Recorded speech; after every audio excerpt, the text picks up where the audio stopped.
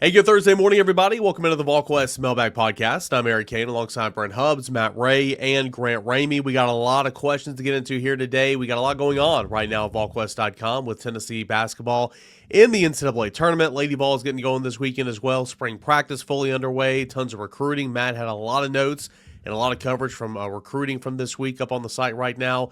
Baseball's in SEC play. Again, there's no better time to join us. And if you're watching and listening to us right now, but not a member of the site, no better time. 50% off your first year of annual subscription.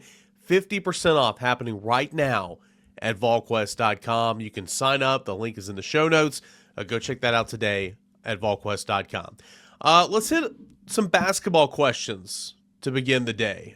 We will go for Vols Forever 901. Call your shot. Will the Vols weekend in Philadelphia mirror the end of Rocky 2, a hard-fought victory to advance to the Sweet 16, or Rocky 1, a hard-fought close loss in the round of 32?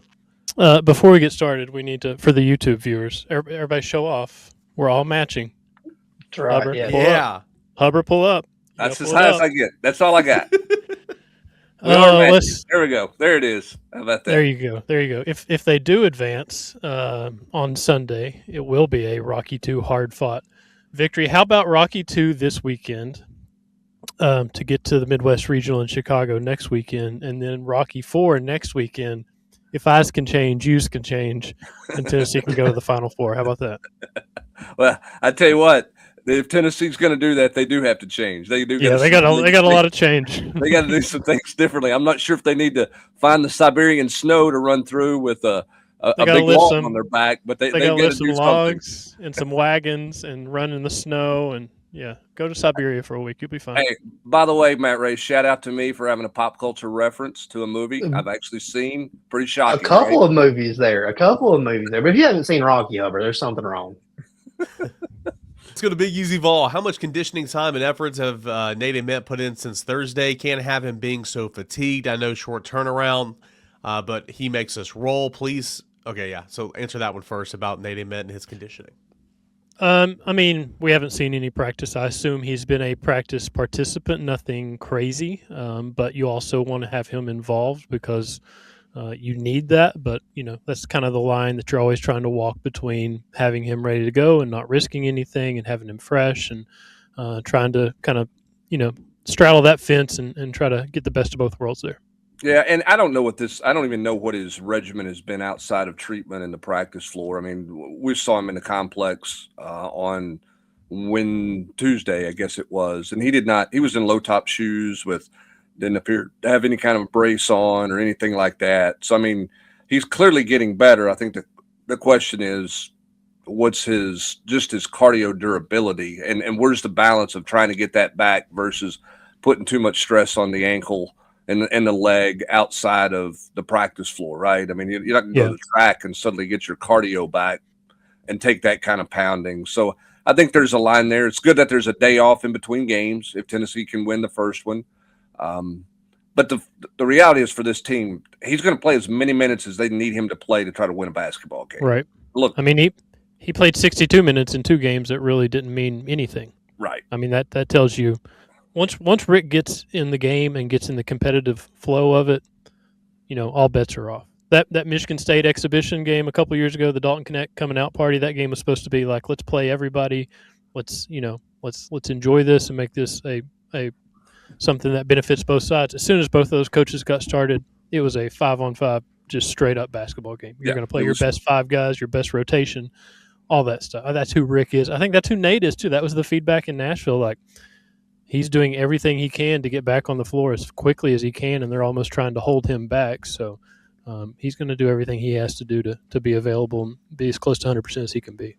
Second part of this question, a football question. Please tell me Ryan Staub is nothing more than a backup plan. Have to go with one of the two young guns. Matt Ray, I would assume that Tennessee is going to go with one of those two young guns for sure.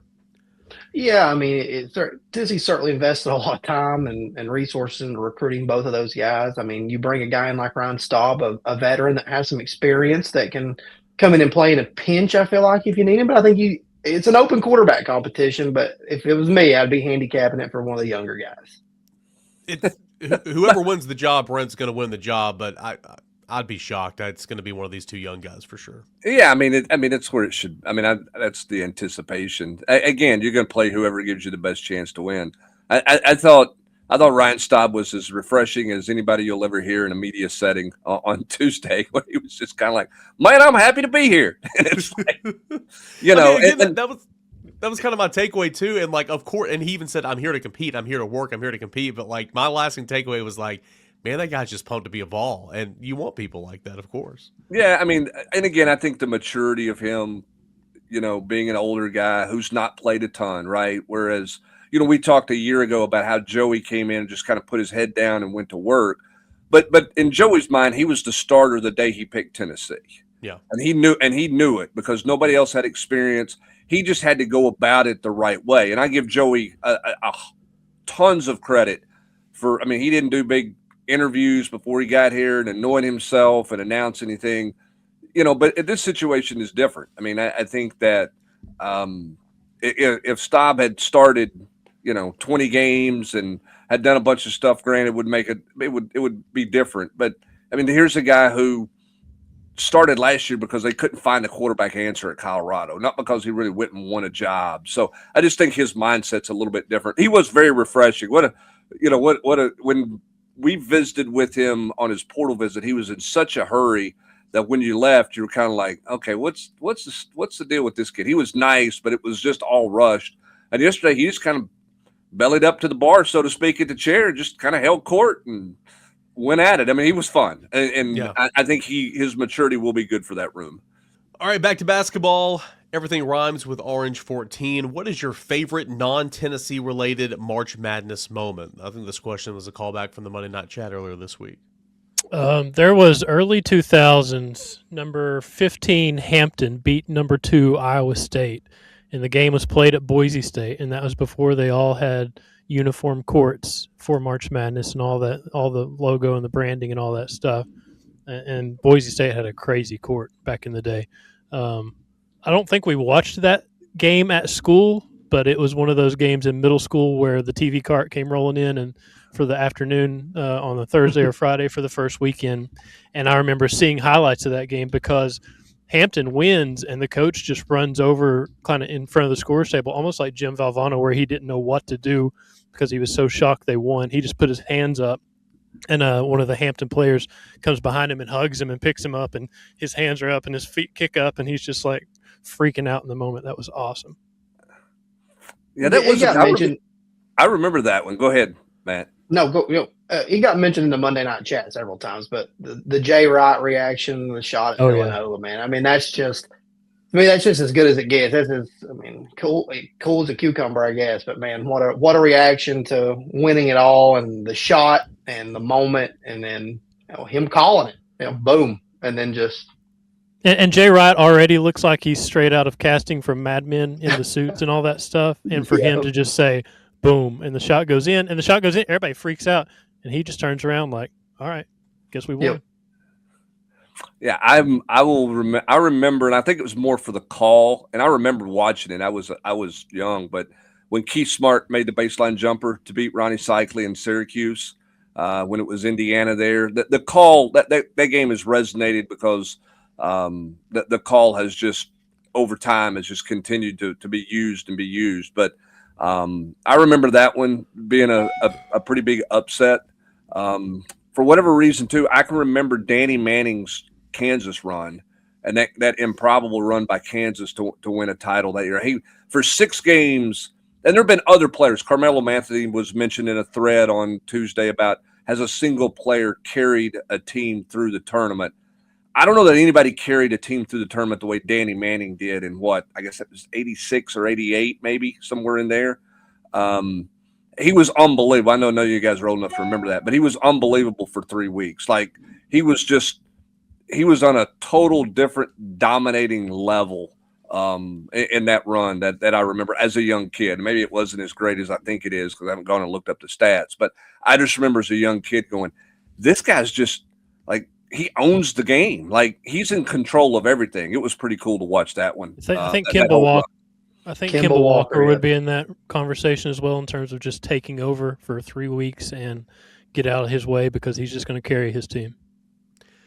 Other impactful moments, obviously UMBC knocking off Virginia a couple years ago. That was history. Grant, near history in 2009, your Bucks almost took down Pitt. Was that 16-1 or was that 2-15? 2-15. Okay. And ETSU won a I think a 14 seed game. They lost to the Fab Five in the second round. I think that's a footnote to history right there. Was that Keith Mr. Jennings? Was that crew?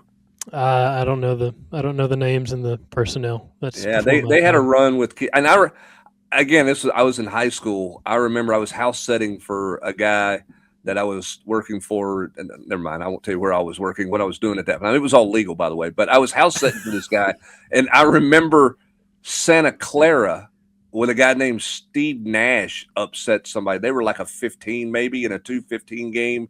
Something like that. They upset somebody on a late night game. And I remember being up watching that and was like, that, you thought when that was one of the early 2-15 upsets. And you hadn't seen a ton of those. Rhode Island had one, I guess, at some point. But I remember that game being like a big stunner. One of the earliest upsets I remember as well. Y'all want me to tell a UMBC story really fast? Indulge you. You'll indulge me, I guess. So we're in Dallas. It's 2018. Tennessee's playing. They had just played the day before against Wright State, and they're getting ready to play Loyola the next day. So we go downtown, and there's a sports bar called Happiest Hour, and we get there at like 6 o'clock, and we're going to enjoy the entire night slate of games. And UMBC Virginia comes on, and at some point we notice on the menu there's a drink. Can't remember what it was called, but it was like a group drink, and it was $150. And we randomly said, like, before the first media timeout, if UMBC wins this game, we'll order this drink. And it just kept going and going and going and going. And we ordered that drink. And we sat there at that sports bar for probably 5 or 6 hours, and the tab was something at the end of the night. And I don't know if he wants me telling the story, but Andy Staples ended up there with us. And the biggest move I've ever seen, he just says, I'll take care of the tab. He's got it. So then we Uber to a place called Fuel City Tacos because we need some food after this night of spirits. And I'm like, man, Andy paid for the tab at the last place. I'm going to get these tacos. So we order it feels like we order tacos for an entire Army unit. And the lady goes, all right, that'll be like $26. And I was like, how could it not be more? Like, you've got to charge me more. I'm trying to do something here. So that was and then the next day before the Loyola game, I tried to give Andy some money. I don't even know if he took it, but that was a great night. A great night. Like an old then the next day, not so good. Like a Grant Ramey Venmo that you can just decline because he's always trying to pay you back for something. Next day did not go so well. For me, it went fine. For Tennessee, it did not go so well. It did not go so well. All right, we'll stay on the basketball front here. AJ Lewis 0527 has Josh Schertz done enough to be a candidate for when Rick Barnes retires? Josh built Lincoln Memorial into a D2 power. Has done well both at Indiana State and St. Louis. I'm curious as to what the pool will look like when the time comes when Rick Barnes retires. Yeah, he's done enough to be a candidate. He's going to be a popular candidate for just about every big job opening here, probably in this cycle and in the cycles moving forward, just because of how much he's won and how much success he's had consistently at those different stops. Everybody's favorite anonymous college basketball insider, Trilly Donovan, posted one day saying something that Tennessee was Schertz's dream job. So I don't know really what the connection is outside of Lincoln Memorial and kind of the locality of that, but that's a big deal if that is the case. And I say that as a fan of Trilly Donovan myself. But I think he's going to be in that candidate pool. He's going to be in a lot of candidate pools because he's winning a lot of games. Be quite the rise from Harrogate to Knoxville, baby. From the Turner Arena to Food City Center. Dream World, again, this is when Rick Barnes retires because everybody loves to talk about that all year long the last 5-6 years. Your top 3 candidates. Have you even given that any thought? Yeah, I think TJ Otzelberger would be there for me, the Iowa State coach. He's been very impressive, in my opinion. I think Josh Schertz would be in that top 3 for me in terms of guys to go after. I think Brian Hodgson is a name that will become more popular in the next few cycles. He's a Nate Oates descendant. He's at South Florida. He's had a lot of success as a head coach. He's obviously very offensive-minded and does a lot of the stuff that Nate does. In terms of tempo and efficiency and offensive numbers and all that stuff. So if they can make some noise, I think he's a he's a Western New York guy, so maybe ends up as a candidate at Syracuse now that there's a job opening there. But I don't know who that third one would be for me right now. But I think Otzelberger and Schertz are two good ones for the time being.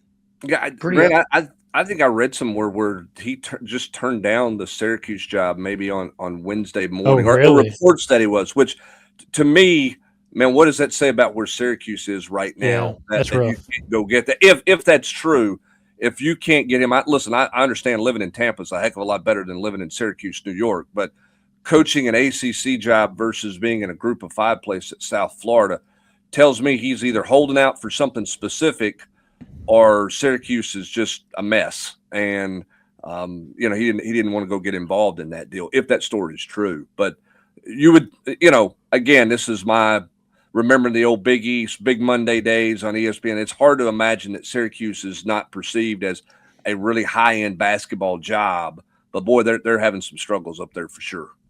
He had a really cool moment during his tournament media appearance where he was talking about getting selected, and they're playing in Buffalo. Yep. And, he's been a head coach for 3 years, but his dad's got dementia, so he's not been able to make that trip, but he's going to get to watch him coach in person for the first time here in the tournament. I thought that was a really cool moment that he kind of had and shared there. He seemed like a pretty genuine person.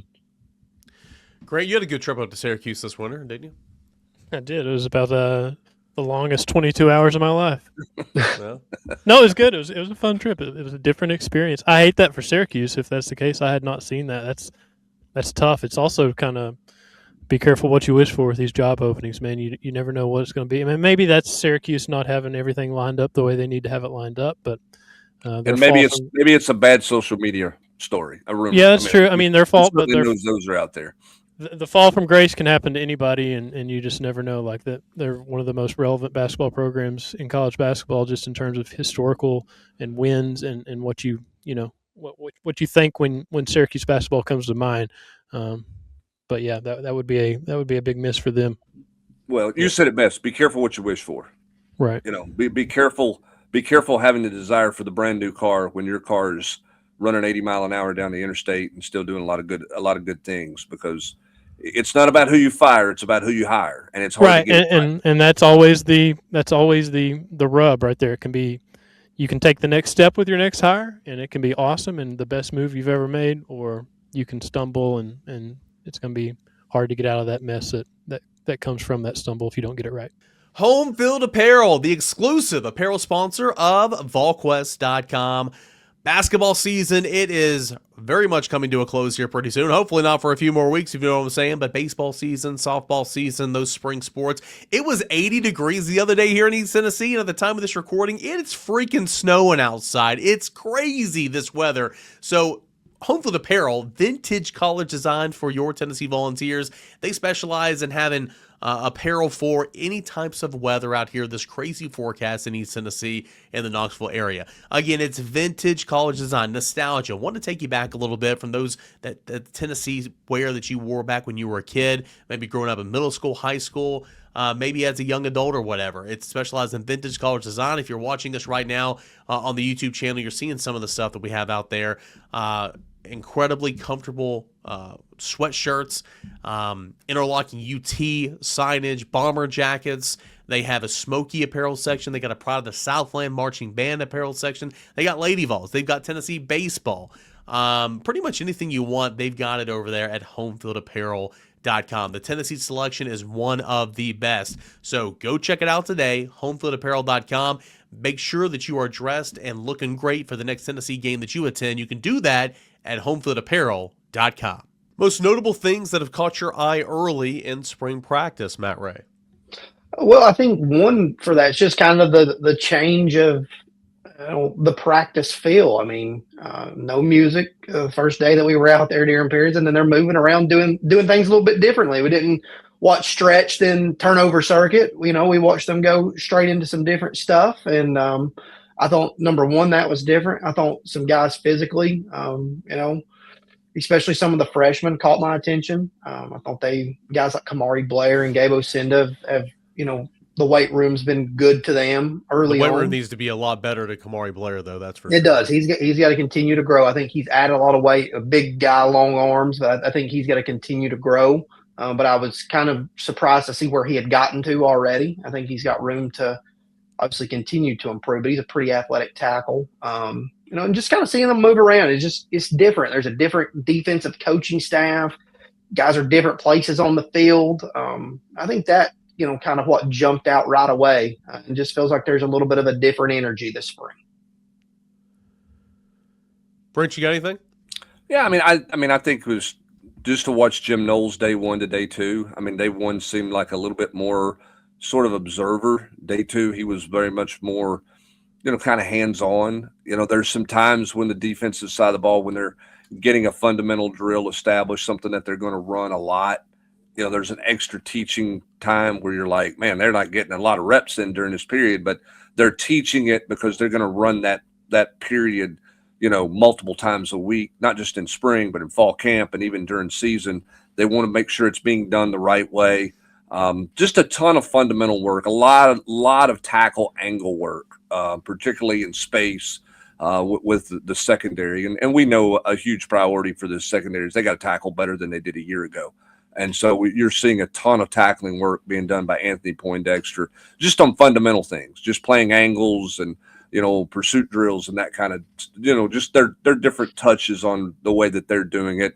Kind of stood out to me early on. I thought the quarterbacks have thrown the ball well. I think they've been able to go pretty fast with some things at that position, but clearly they're working on some fundamental stuff with those guys as well, particularly with, as Faizon Brandon talked about, using his lower body more is a big priority. You can see that in Joey Halsley's conversations with him after every rep, basically, on the practice. And not that it's terrible, but it's just a reinforcement. Much the same way this time a year ago, it was trying to shorten George McIntyre's release. And his release is tighter. That's something that he has improved on over the last year for sure. Yeah, on the quarterback front, I think they've looked really good. We haven't seen them do a lot, and day 1 they did routes on air to running backs, so they really didn't have a period there. Day 2 they did short to intermediate throws. I don't think we've seen a throw 20 yards down the field yet.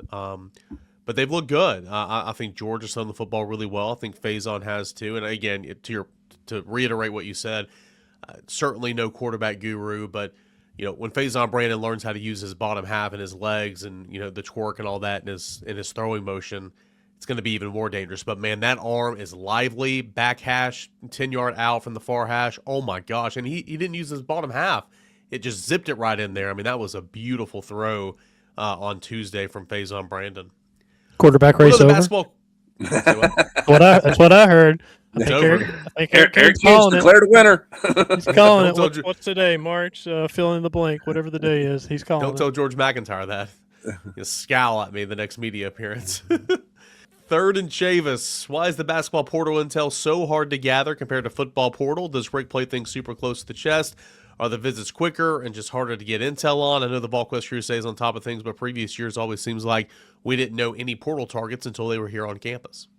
It's hit or miss. They do play things closer to the chest. You do start hearing some things before it becomes public. We were hearing about Jacoby Gillespie before Maryland was out of the tournament, just because it felt like Kevin Willard was going to be the new coach at Villanova, and there's going to be defections at Maryland, and Tennessee needed a point guard, and he was from Greenville and all that stuff. So sometimes, and I think maybe Chaz Lanier was the same way. If this guy enters the portal, Tennessee's going to be a team to watch there. And it's just they do play things close to the vest. They don't want a ton of things getting out. They just kind of operate differently. Zakai Ziegler and Marquise Clark, those are 2 3-star point guards that I know they're not relevant to the portal discussion, but they were very under the radar. Nobody knew who they were. Tennessee had them evaluated a lot higher than other programs did, and they don't really want other people knowing their business on that kind of stuff because they're trying to get those guys in Tennessee uniforms before anybody knows who they are. So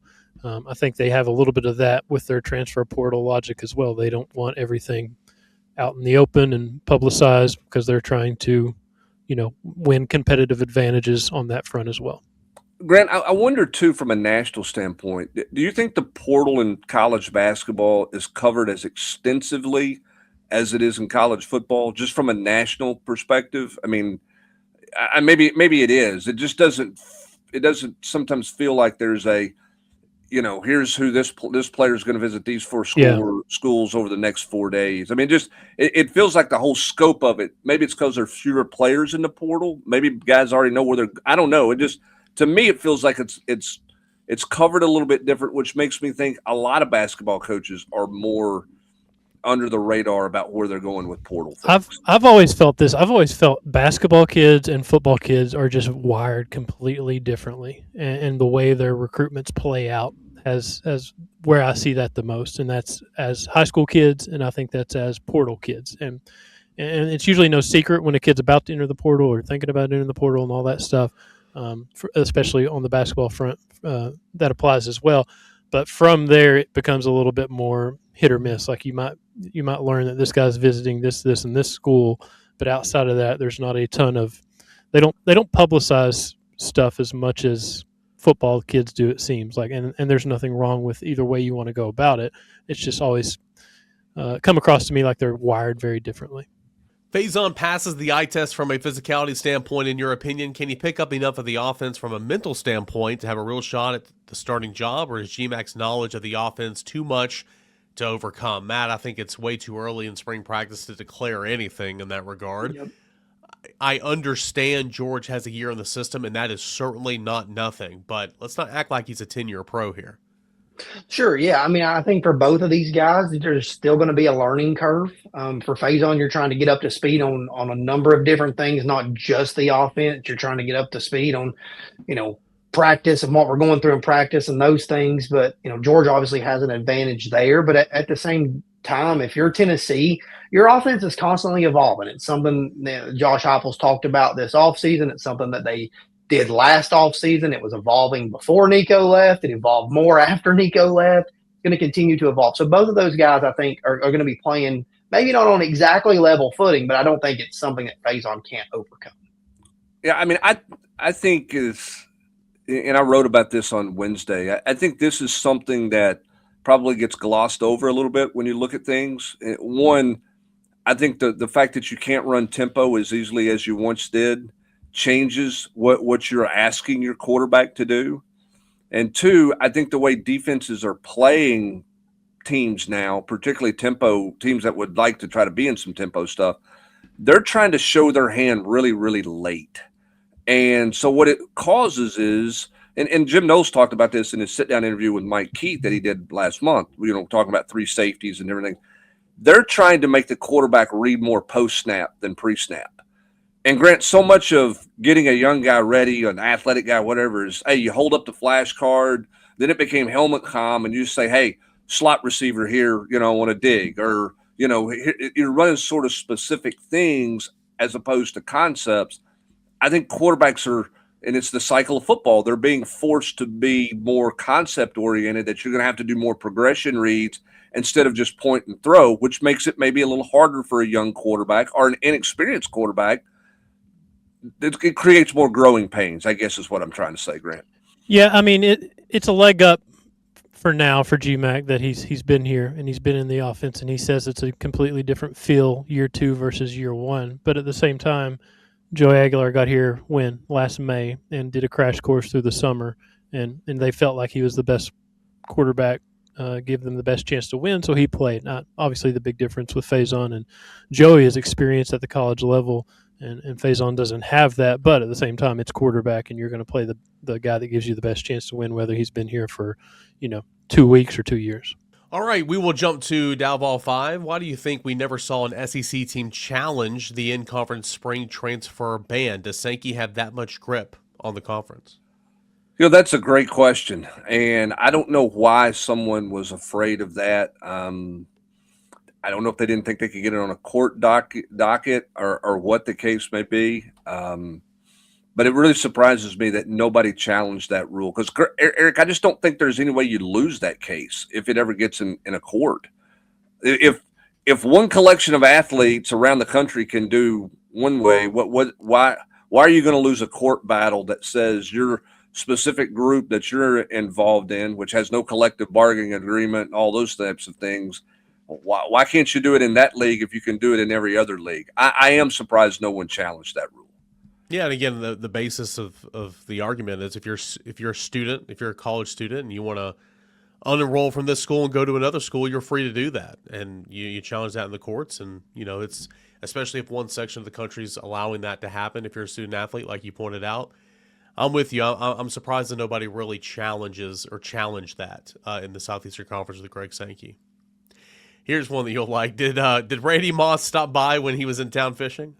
He did not stop by. He did not make it to the aquatic center for a dip in the pool. He didn't come by and hang out with the Vols. But I wish I'd have known he was in town. It was awful cold. I probably wouldn't stand on the dock and try to find him. But there's a lot of people there.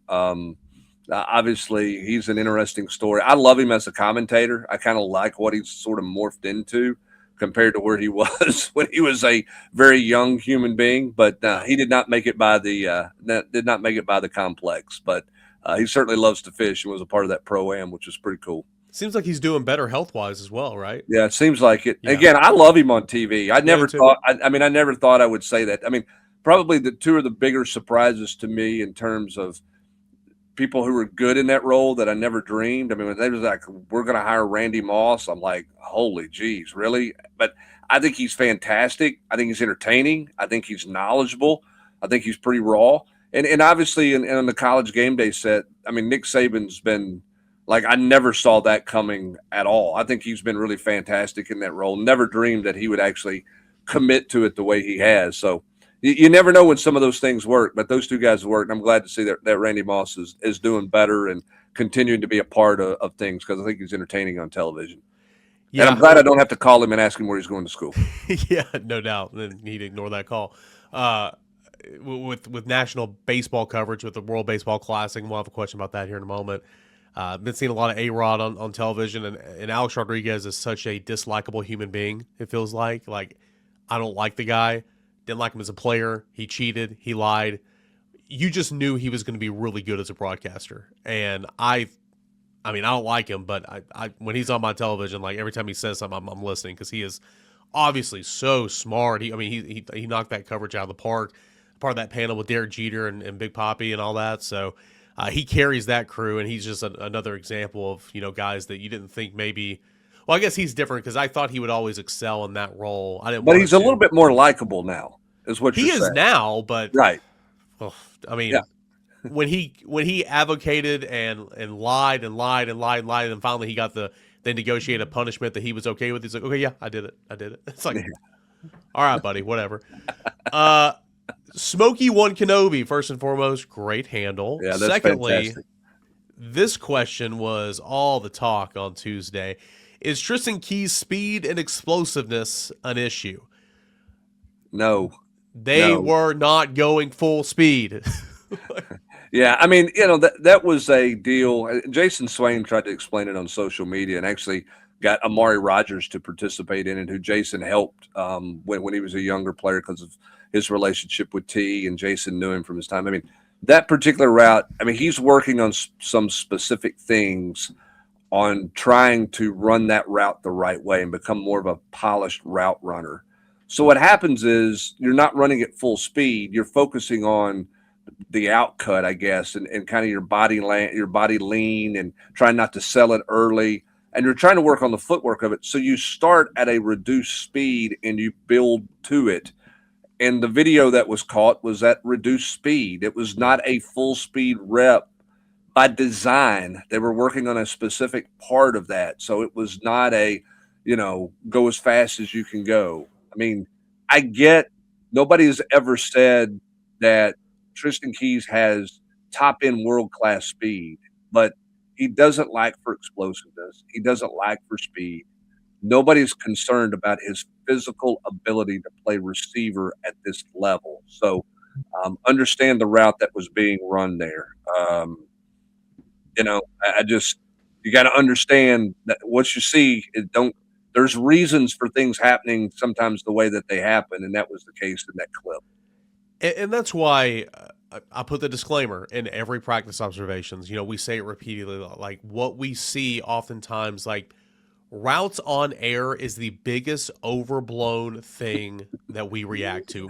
You and I, as Sure. well as fans. Okay, like we'll be there, like, gosh, man, Joey Aguilar, he was awful today, and then after practice, like, Joey had a really good day. It's like, what? You know, you mean the 7 minutes that I saw him throwing the football? Like, well, yeah, he and got better from that. That's the hard part, and I get where coaches are, and I don't blame coaches. I don't blame coaches that close practice completely down because something gets taken out of context that way. When I first started doing this, nobody ever thought about charting a routes versus air or even paying attention to them because you were going to get to stay and watch 1-on-1s and 7-on-7s. And then you would chart the scrimmage because that's where football was being played. So, like, I have all of Peyton Manning's scrimmage charts his freshman year on what he did because that was of note, right? That was of note on how the quarter – it wasn't just him. I did Colquitt. I did all those guys. I had him in 98 with T. Barton and how bad they were in August throwing the football. Not how bad they were in routes versus air, but how bad they were in 11-on-11 because we got to see it. I understand why we don't get to see it now. But because of that, sometimes the context changes because people want to know what the quarterbacks look like. Yeah. Well, all I can tell you is here's what they did in routes versus air. At the end of the day, what does that mean? I mean, I've told this before. Casey Clausen was one of the worst routes versus air quarterbacks I've ever watched practice for the simple reason is he thought it was a pointless drill. Like, why don't we have somebody out there contesting the receiver and contesting the ball? Like, I don't understand the rest of it. I'm loose. Guys have stretched and run. Let's go play football. It was never a big deal for him that way. I've seen some other guys. Joe Milton was one of the best routes versus air guys you'll ever see. I was about to say that, yeah. It didn't necessarily translate. But when that's all you get to see, you have to be careful not to over-analyze that. But it's hard not to over-analyze that when that's the only thing you get to see. Again, I'm not critical of Coach Heupel, okay, because I understand all of it. But that's the challenge in covering practices. Everybody wants to know every morsel, and you got to be careful not to let that one thing become the thing, so to speak. And I mean, again, Tristan Keys is going to be fine. Yeah, and like the Tristan Keys example is a perfect example. Those guys are working on something specific in routes versus air. Brent, how many times have we seen receivers, specifically guys who are dealing with some hammy issues like Chris Brasler, Mike Matthews at points in times last year, like start their routes versus start their route 10 yards up the field where the break is. Sure. There's so many different things they're working on in routes versus air. So again, it's the only thing we get to see. So it's the thing that everybody overreacts to. But the fact of the matter is, quarterbacks, wide receivers, tight ends, they're all working on something specific, and at times that can disrupt the timing a little bit. Yep. All right, UT Chuck 54 a couple weeks ago asked Tennessee why Tennessee was willing to pay $2.5 to $3 million for a running back. My question is why, since Josh Heupel's been here, Tennessee run game has been at the top of the SEC, a lot of NFL guys. 2024 was a good year. Just makes no sense to spend that much money on a running back. These kids were 3 and 4 stars.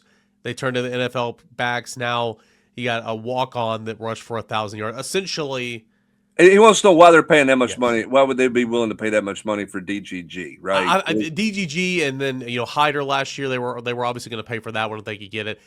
Mike, Brent, you take this, but like those two guys are exceptions because I agree with the poster for the most part, but those two guys are exceptions. Like you pay for those guys, but the NFL doesn't pay a lot for a running back. I understand where he's coming from, unless it's Bijan Robinson. Yeah. And then he got drafted high. Right, I mean, he got drafted high, and Tua Tagovailoa is going to need a handoff to him every single play. Yeah, so I mean, next year. There's obviously exceptions and everything else to the rule. I mean, it's one of those things where you have to make a decision as a head coach and your staff of GMs or whatever you have there. Like, where are we going to allocate? What are we allocating for? What is important to us? Is this one particular player a difference maker for us? We think that it can really change and really enhance the run game. And those are $8 and $9 million decisions. And that's, is it the right decision? We had this discussion. I mean, this discussion's been on the message board when Nate Ament went down with an injury.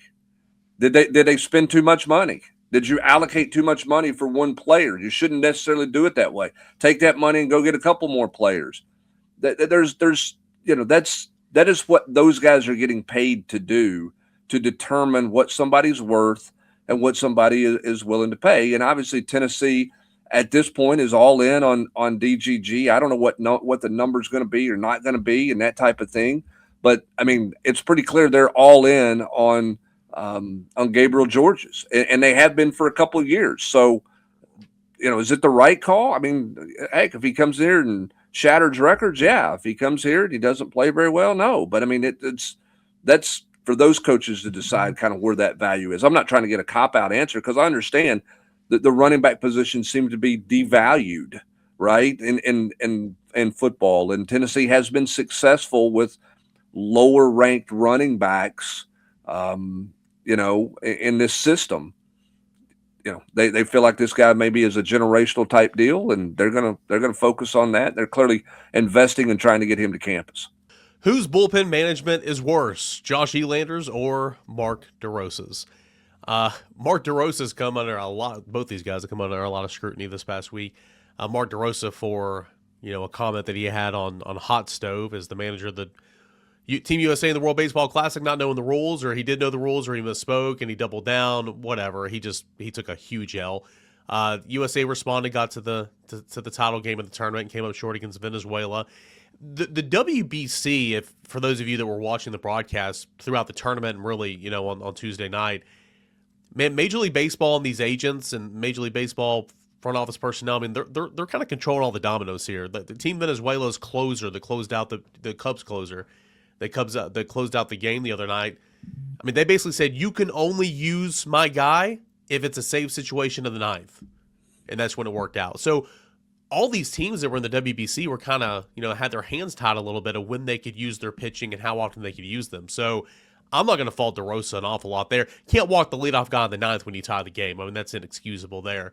I love the WBC, man. I wish it was every single year. I also wish Team USA cared about it like all the other countries. That'd be really cool. Well, I mean, don't you think the hard part of that, it's in the middle of spring training? It is. If you're a club owner, you've got a bunch of money invested in a guy. They have responsibilities. Yeah. The last thing you want to hear is this guy's got elbow tenderness coming out of that because he's thrown too much, or he's got a sore shoulder, or something has happened, and you're like, well, that's my $1 million arm that's out leaving spring training and going to throw competitive games against other teams out there that want to win it more than we do. I mean, I think it's a great concept. The problem is, when do you play it so that you can really turn everybody loose? Nobody wants somebody throwing, after the World Series and throwing in December when you're in an off-season recovery point. So, okay, we're going to throw it, we're going to play it during spring training.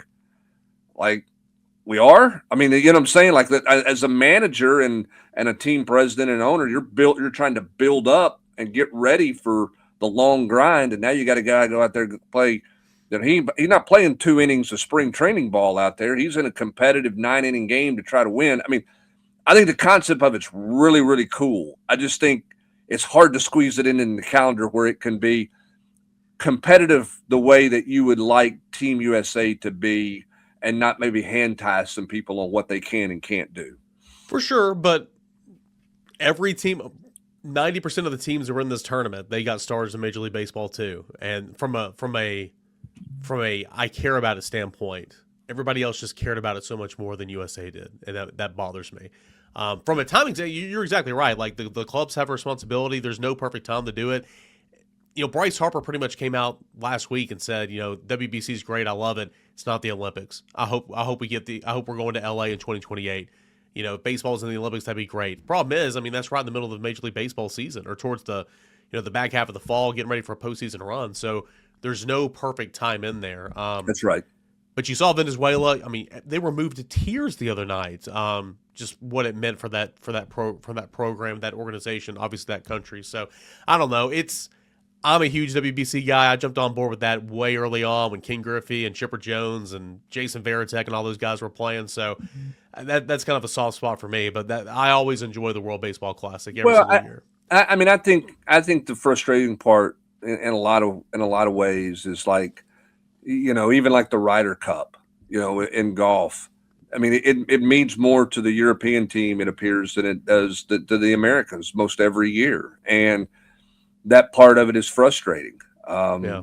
You know, the hockey game in the Olympics between Tennessee and Canada, or between Tennessee, the United States and Canada was fantastic. You don't get enough of those sort of country pride type games or type moments that you would like to see, whether it's in the World Baseball Classic or whether it's in the Ryder Cup in golf and things like that. Yeah. Also, and this happens in the Olympics as well. Team Italy, the best story. I mean, Venezuela won it, so I guess they're the best story. But Team Italy, the best story of the WBC.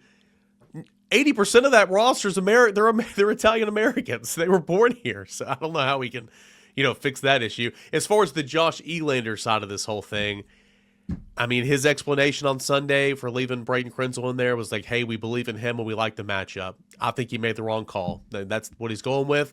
The guy that homered was a ground ball hitter. Krenzel is a ground ball pitcher. I understand, but you had just given up single walk to load the bases. I had just given up a hit where they actually got 2 runs out of it as well. A move needed to be made. So we'll see if Josh Elander can learn from that, or if he sticks in those certain situations. It's all about evolving and learning, and we'll see what happens. The TheObiVolKenobi, bigger factor for improving tackling for the coming season, new strength conditioning program, or different coaching? I think that it's probably a little bit of a combination of both. And watching some of the strength and conditioning stuff in the offseason, one of the things that is big in Derek Owings' world is a lot of times if they're running a sprint or they're finishing a drill, instead of finishing through the cone, Eric, they finish at the cone, meaning they have to come to a complete stop, but you got to get full speed and come to a stop. It's a controlled stop. Part of that is muscle development, apparently, and there's some things in the strength and training world that I don't look at me. I have no idea what I'm talking about with that. But that's done for some development of muscle mass, strength, and that type of thing. But it's also done from the standpoint of improving tackling. So I think that, again, Derek Owings talked about this in his interview with Austin that he did, his interview with Mike Keith. He is not a bodybuilding strength coach. He is a football strength coach. Everything they do is football related. Yeah. So what can he do from a physical standpoint to help a team or help a player become a better tackler?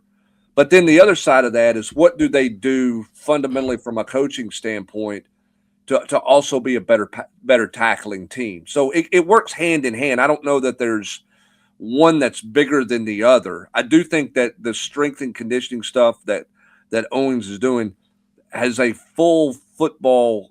Everything is for football movement in his deal, which will certainly help this team tackling, but so will coaching. Yeah, one example of that, like instead of stopping at the cone instead of running through the cone, you make an open field tackle. You got to break down, like you got to break down. If you go in there full speed, they're going to sidestep you and you're going to miss that tackle. And we saw a ton of that from the secondary last year. So that emulates, breaking down for an open field tackle. You're right. It's completely hand in hand. As far as the coaching aspect of that, drills you do every single day, individual drills, how you go about turnover circuits, all that type of stuff. It's instilling habits, and it's instilling muscle memory, and trying to create good habits and being a good tackling football team. Well, and here's the problem, too, with tackling moving forward right quick. I mean, when you're at 105 players instead of 130 or 125, whatever your roster number was with walk-ons, you have to find ways to fundamentally improve as a tackling team without tackling every day. Okay, it's not like it was 30 years ago where you just put some scout team guy out there and you just let him get beat up every day getting tackled. Those days are hard to do now. So you have to do it from a fundamental standpoint and figure out the best way to make that translate to the game as best you can, because you have to be mindful about not getting people hurt. Also really enjoyed Brent's post on Coach Cutt's retirement. Those stories alone are worth the subscription. I read that on the board last night. That was some good stuff. Oh, it was, I mean, he's the best. Again, a young guy that David just invested in me and learning and helping learn. And we've just, sometimes you hit it off with people for whatever reason, and I don't know why, but he and I hit it off well when I was young. We struck back up our friendship when he was in town for that year where he wasn't coaching. And I had spoken with him some. I actually, one of the first time I went to SEC Media Days, and it was in Birmingham. It wasn't in Hoover. It was actually in Birmingham at the old Sheridan. First time I went for Volquest, David was kind enough to do a sit down with me. Now think about that. I mean, here I am doing some website, and David saw me, and we sat down and did 5 or 10 minutes of an interview that I did for the site. And, we kind of just struck our friendship and kept our friendship going. And he was just always great to me. And I mean, I walk in this past year and he's there down on the sideline, and he's, I'm sitting there with him and he's Schuler, and we're sharing the laughs and some stories. And then he's walked off to talk to somebody, and he put his arm around me. He goes, "Hey, now a couple things to keep an eye on tonight. Think about this, be looking about that, just cool stuff like that. He's just taught me a lot of football and was very, very gracious with his time with me throughout my entire career. Love that guy." My favorite part of that, story that you wrote the other night about Coach Cut was talking about you as a 19-year-old going into detail and breaking down a specific play from practice. When I was the reporter for the station for a couple of years, we didn't get to see that in-depth stuff, but I even knew, that's a no-no. I will not be allowed back here. Yeah, I mean, I totally should not have done it. It was I remember it was a toss to the right so he could square his shoulders. He wouldn't throw him back across his body. And they had worked on it. And I don't even know if they ever ran the play, but I did. Thankfully, there was no internet back then, so nobody could take my post or take what I said and turn it into a post or anything like that. Yeah. But I did. If you were a fan of the opponent, you lived in Knoxville, Tennessee, and heard that practice report, you absolutely could tell your friends back at your school, "Hey, Tennessee's got a trick play in. Watch it this weekend," because I heard the guy talk about it, because I was in full detail on how that sucker went. But look, you towed the line there, and it's better to ask for forgiveness. Look where it got you. So, Well, I did it because I didn't know any better, to be honest with you. And again, he comes over, and I think he knew that I was like, "Man, if this guy's going to be around, we got to do." And he had, David Cutcliffe and Mike Keith got along really well as well. So that was part of the reason why he just didn't just come unhinged on me, I'm sure, because of his relationship with Mike. But he just pulled me aside and goes, "All right, listen, we ain't doing that. All right, what do you need to know? And then who are you? And what are you about?" And we kind of started building a relationship from there. It was really cool. Yeah, that's really neat. A couple different things here. Go to Barbs Chip Dip, another All-American handle. We all know GMAC needs to stack pounds and stack reps this offseason, stack those days. Did you see my headline the other day? Vols stacking days, baby. Yeah. Everybody uses that. Everybody does. It's become a very common. Karen Weekly used it the other week talking about her softball team. Yeah, because she heard you say it on a Ball Network interview or something. Yeah, I'm sure. Beyond that, where does GMAC's game need to improve to grow and be an effective day one starter? Well, again, I think the thing with GMAC, and you said it best earlier, is this is not a 10-year veteran or a 4-year veteran or two. He's got 9 career passing attempts. Yeah. So what does his game need to grow? He's got to grow in all areas, not just physically. Mentally, it's progressions, it's decision making, it's understanding where he's going with the football, why he's going to be going there. It's understanding seeing the pictures. Because again, defenses are doing everything they can to create confusion and muddle the picture for you as much as they can. He's got to be able to sort through that quickly and make quick decisions. That's why a lot of people are around the country are like, "Man, you got to have an experienced quarterback. You got to have an experienced quarterback." So how quickly can he pick up on those things and work through the growing pains, or whoever the quarterback is, work through some of the early growing pains they're going to have of getting tricked? Listen, we saw it in the Oklahoma game, right? What Joey Aguilar thought he saw, and then what it became post-snap when he just assumed it was going to be open on the post, ended up in an easy interception. Yep. It's those things. It's the mental side. Physically, I'm not worried about George. I know the weight thing and the durability part is there, but I think the question for George, for Faizon, for anybody, it's who is making the right decisions and processing those decisions at a pace where you have to, that you're not waiting to someone's wide open. You're throwing them open. You're understanding the windows. You're understanding it through your progressions. And that's hard to do based just on practice stuff. You got to whoever the starter is going to have to really grow week 1 to week 2. There should be a huge learning curve between those first 2 weeks of the season for them.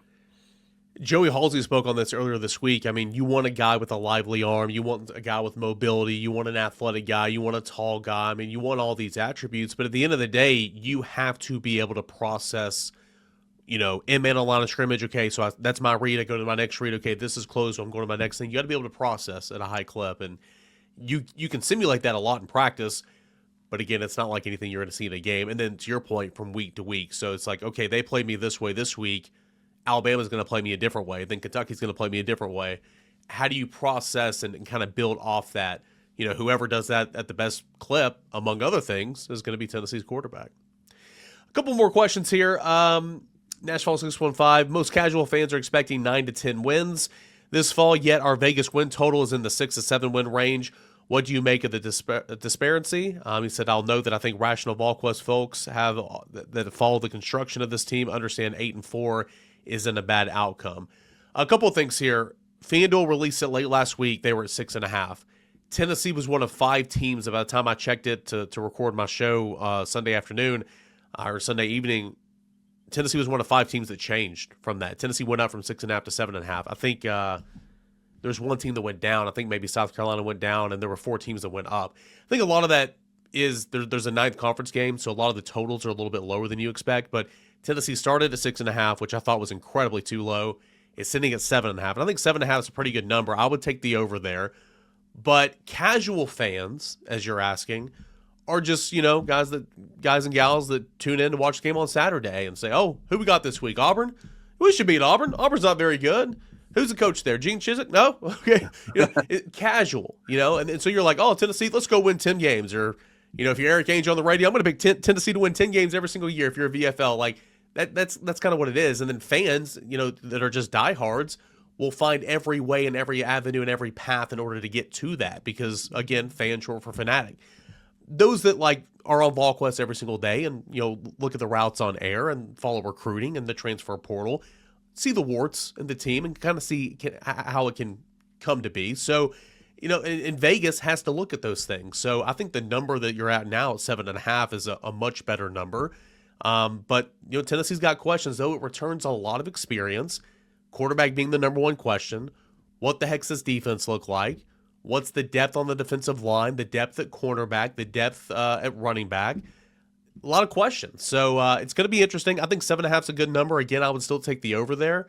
But 6.5 I thought was way too low. But a casual fan and a diehard fan are different. And the diehard fan is more closely resembles Vegas because that's their job to find all the warts in a team.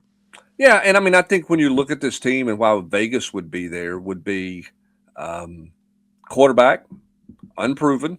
Yep. In a world where the narrative is you have to have an experienced guy to be effective at that position. You have a new defensive staff. What was the narrative on Jim Knowles in December when he was hired? Man, it's complicated. It's great when everybody learns it, but it takes them a couple of years to learn it. I'm not saying that's accurate, but that's the narrative. So when you start putting all those things up, for some people, it drops down Tennessee's win total. You're right. For some fans, they're going to pick 10 wins every year because, in their belief, Tennessee should win 10 every year. Here's the other part of this that affects the win outcome. Playing an extra conference game. Yep. And I'm not saying fans should change their expectations because, you're investing a lot into being a fan. If you're going to games, it's not cheap and all those types of things. But you better have a dose of realism, too. This league is hard, and it's only getting harder because you're adding that extra game in there. You look at Tennessee's schedule this year. Compared to what they played the last 2 years when Tennessee's been a playoff team and the eyes of some underachieved this past year, and they did underachieve because of where they were defensively. This schedule coming up this year is a lot harder than what they played 2 years ago when they went to the college football playoff.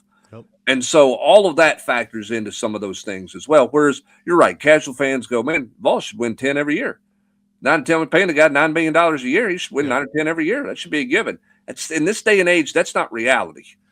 Yeah. And there's a little bit to this in what I'm about to say for me as well. It's like, Tennessee plays at Arkansas. Tennessee will win that game. Tennessee better win that game. Arkansas is not good, but then you look and they haven't won over there in like 12 trips. You Volquesters, you diehards know that, well, Tennessee hadn't won there in quite some time. Well, what's going on?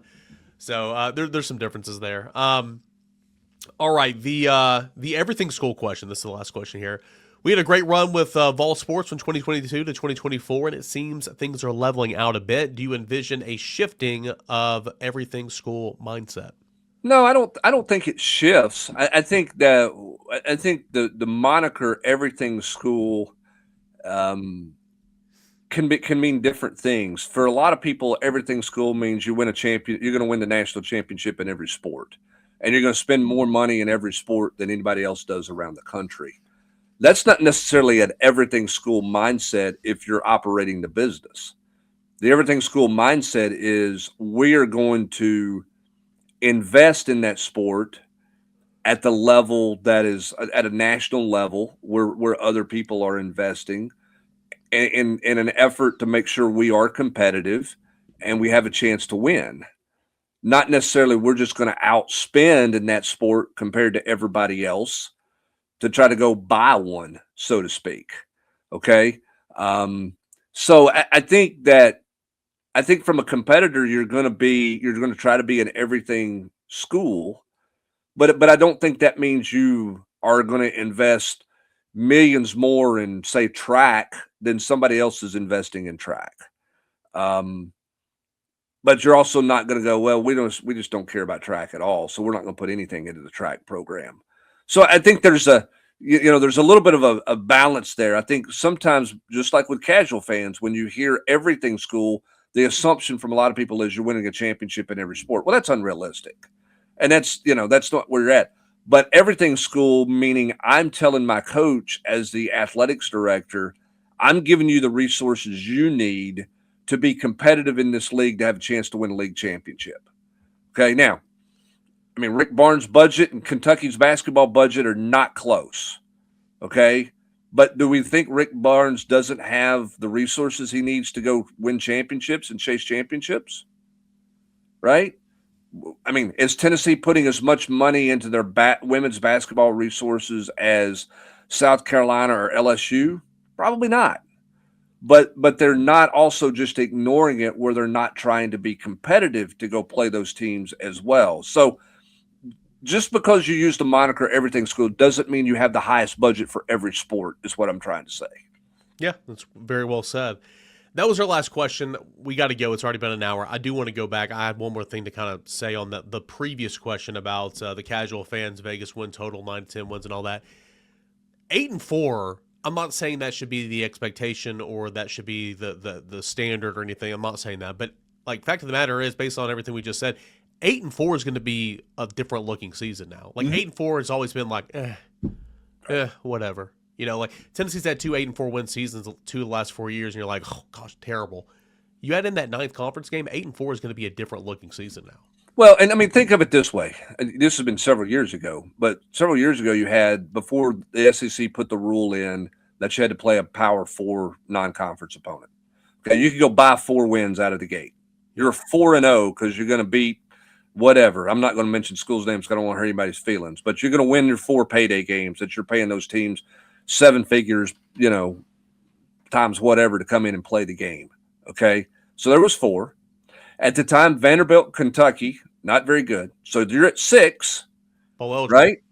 And then all of a sudden you look up and it's like, well, they better get to 8 because 8 should be a given.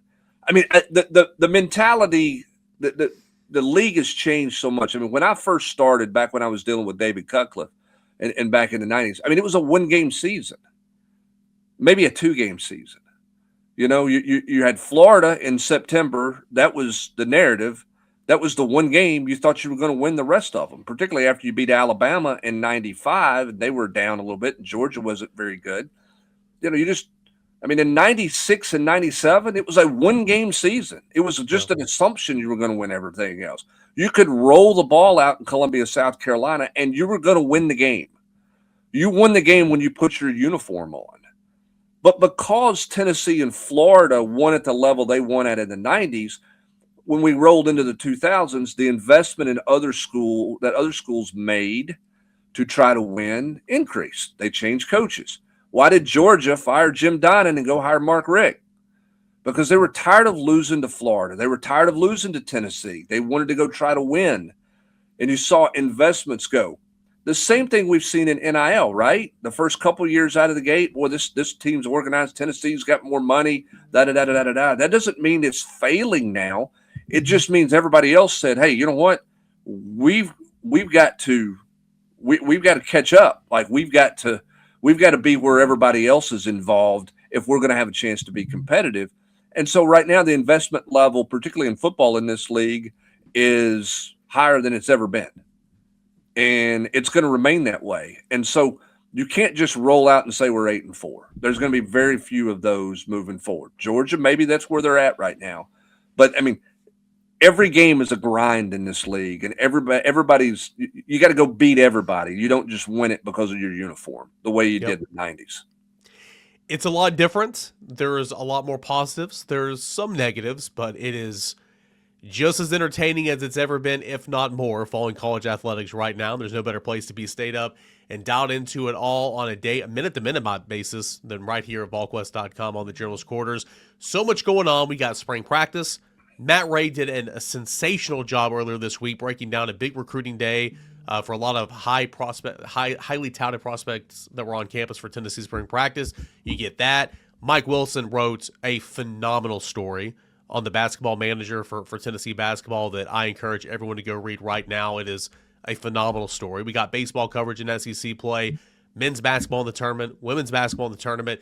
So much going on right now. Brent Hubbs at Volquest.com, and new subscribers, an annual subscription right now, 50% off. Yeah, it's a great deal. It's a great time to check us out. You know, the story Mike did is available to everybody to read just because I think it's a wonderful human interest story. You read that story and you go, okay, that's what Volquest is about. Those are the things that you do. It's compelling content. They're not all, you know, tugging at your emotions and everything, but it's compelling content beyond just a press conference clip. You know, beyond just it was a great family atmosphere. I really jived at the coaches. I mean, Matt Ray's insight on stuff from the recruit visits that took place on Tuesday was fantastic, unlike anything you'll see. So I encourage you to be a part. If you just watch us here, it's great. We thank you. Subscribe, hit the like button, all those things you're supposed to do on YouTube. If you listen on the podcast, thanks for listening for whatever Apple or whatever platform you use. But there's so much more to Volquest than just these two podcasts that happen each week. And I encourage you to come check us out. I don't think you're going to be disappointed, particularly with a 50% off deal. 50% off all that and so much more. Annual subscription to Volquest.com. So we appreciate you guys for checking us out. For Matt Ray, Grant Ramey, Brent Hubbs, I'm Eric Kane. We'll talk to you again on the Journalist Quarters. This has been the Volquest.com Mailbag Podcast.